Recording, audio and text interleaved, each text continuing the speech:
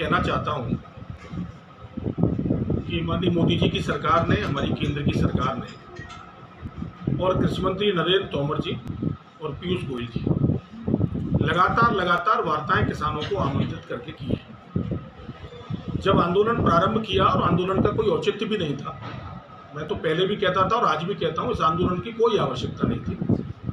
ये विशुद्ध रूप से एक राजनीतिक आंदोलन प्रारंभ किया, लेकिन उसके बावजूद भी भारतीय जनता पार्टी की सरकार, माननीय मोदी जी की सरकार ने कहा किसानों का मामला है, किसानों के लिए ये 3 कृषि विधेयक उनके हित के लिए लाए गए हैं, उनके जीवन में सकारात्मक बदलाव और उनकी आय बढ़ाने को लाए गए हैं।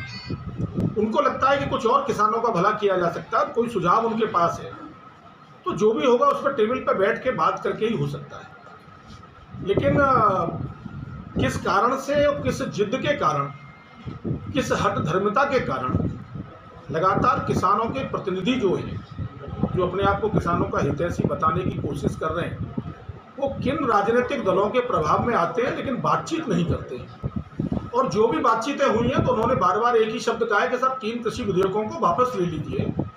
हमारी सरकार ने ये कहा कि हमें कमियां बता दीजिए, कमियां कोई उन पर है नहीं, वो एक ही बात कहते हैं कि वापस ले लीजिए। जब 3 कृषि विधेयक हम लाए किसानों के भले के लिए हैं तो वापस लाने का तो सवाल ही नहीं उठता। अगर कोई उनका सुझाव है, कोई संशोधन चाहते हैं, कुछ और कुछ करना चाहते हैं तो आए, बातचीत करें, और सरकार बातचीत करने के लिए हमेशा तैयार है। तो पत्र लिखा है जिन्होंने बातचीत के लिए किसान नेताओं ने? हाँ, तो जब पत्र अगर लिखा है तो उस पर निश्चित रूप से हमारी सरकार विचार करेगी।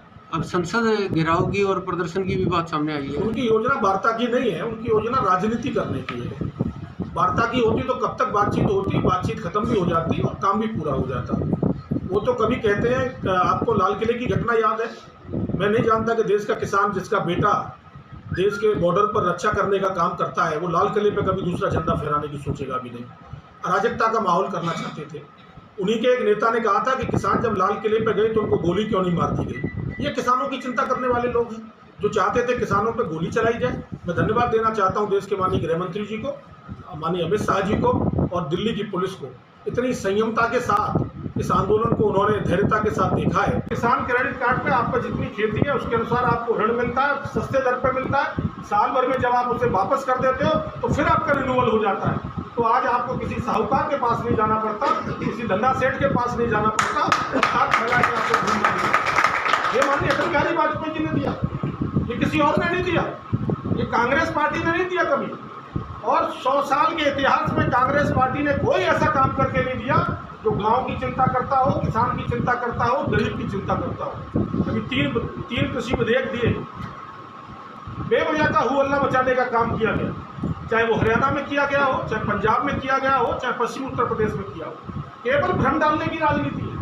मैं आपको बहुत स्पष्ट करना चाहता हूँ, देश के प्रधानमंत्री माननीय नरेंद्र मोदी जी की नीयत साफ है, स्पष्ट है, गंगा की तरह पवित्र है।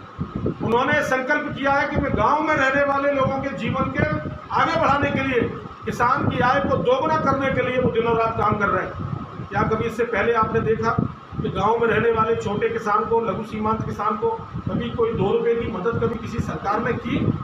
लेकिन मैं धन्यवाद देना चाहता हूं और गौरव के साथ कहना चाहता हूं, प्रसन्नता के साथ, कि माननीय मोदी जी ने 2018 में इसकी एक